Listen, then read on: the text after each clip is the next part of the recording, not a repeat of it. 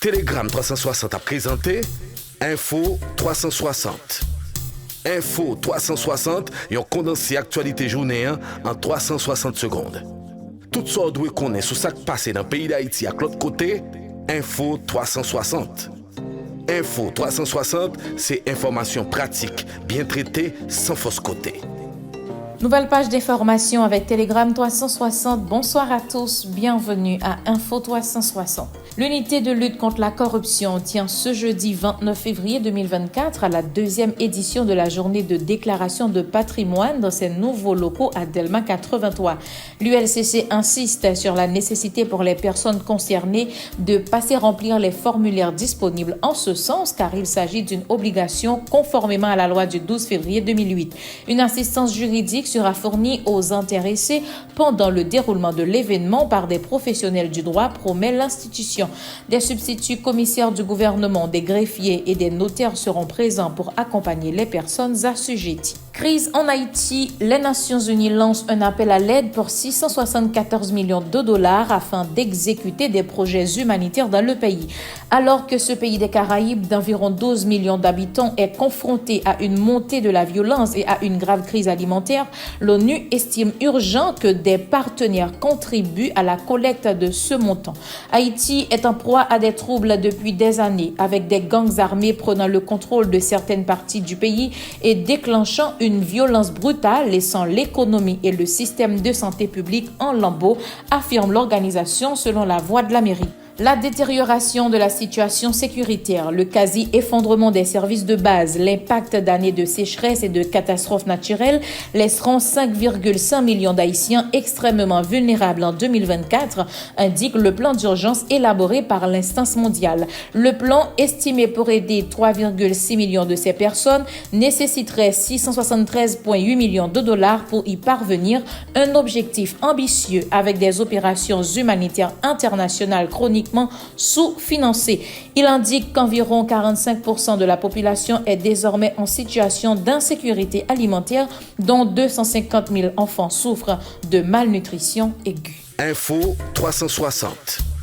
Info 360, yon condensé actualité journée en 360 secondes. Et sur le plan international, dossier migration, le président Biden et Donald Trump sont attendus tous les deux ce jeudi 29 février 2024 à la frontière américano-mexicaine. Les futurs rivaux à l'élection présidentielle de novembre devraient se rendre dans l'État du Texas à des points frontaliers spécifiques selon les informations fuitées autour de leur déplacement.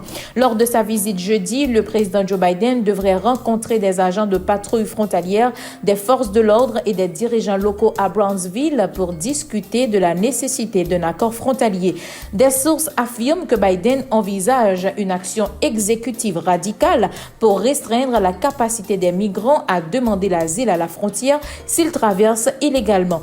Dans le même temps, Trump devrait prononcer un discours à Eagle Pass après avoir récemment reçu le soutien du gouverneur du Texas, Greg Abbott, qui a pris des mesures pour saper l'autorité de Biden en matière de politique frontalière. Toujours aux États-Unis, le président Joe Biden et l'ancien président Donald Trump ont remporté mardi les primaires de leurs partis respectifs dans le Michigan, alors qu'ils continuent de marcher vers une probable revanche en novembre. Cependant, leur victoire comportait certains signes avant-coureurs pour les deux candidats.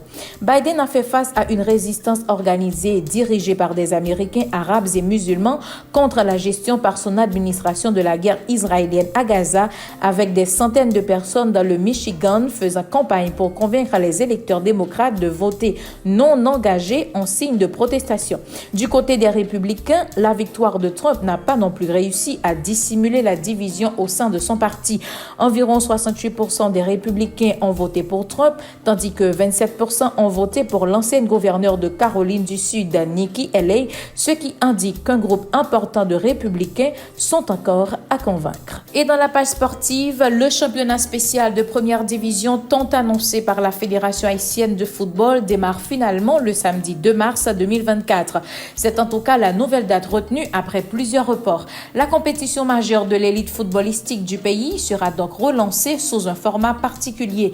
Les clubs qui ont accepté d'y participer seront répartis en 3 groupes de 5 et disputeront chacun 8 rencontres pour une place qualificative en play-off. Racing Football Club des Gonaïves, FICA du Cap-Haïtien, AS Capoise, Real Hope Football Association, Wanamet FC, les clubs Saint-Marcois, Tempête et Baltimore Sportif Club, l'US Rivarti-Bonicienne, Triomphe AC de Liancourt, Cosmopolite SC, Violette Athletic Club, Racing Club Haïtien, AS Cavali, Juventus et America de Caille.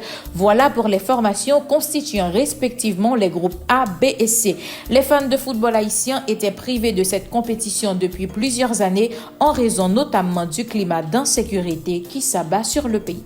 Merci de votre fidélité à Telegram 360. Nous vous donnons rendez-vous demain pour une nouvelle page d'actualité. Bonsoir à tous. Info 360, une présentation Telegram 360.